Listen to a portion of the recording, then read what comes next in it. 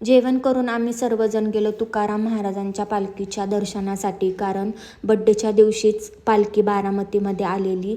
So इथे अंशूला गंध लावायचा होता आणि बाबांना सांगितलं त्याचा आज बड्डे आहे, तर बाबांनी त्याला गिफ्ट म्हणून बिस्किटचा पुडा दिला. छान त्याला गंध लावून दिला बाबांनी. आणि गंध लावताना पाठीमागे तुम्ही बघू शकता देवनारायण असं आईस्क्रीमच्या शॉपला नाव आहे. काय योगायोग आहे ना. गालावर पण गंध लावताना त्याला थोडंसं हसायला येत होतं.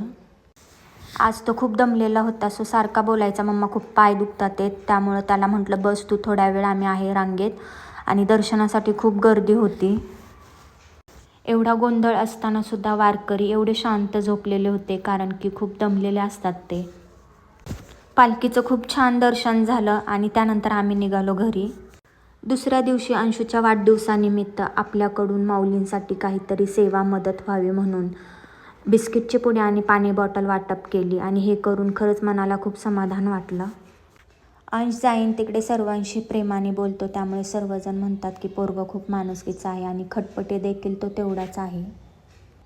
स्कूलला जाताना काकांनी त्याला बड्डेचं विश केलं, कारण बस येईपर्यंत तो त्यांच्याशी गप्पा मारत असतो. Thanks for watching. व्हिडिओ आवडल्यास लाईक शेअर करा. Thank you so much.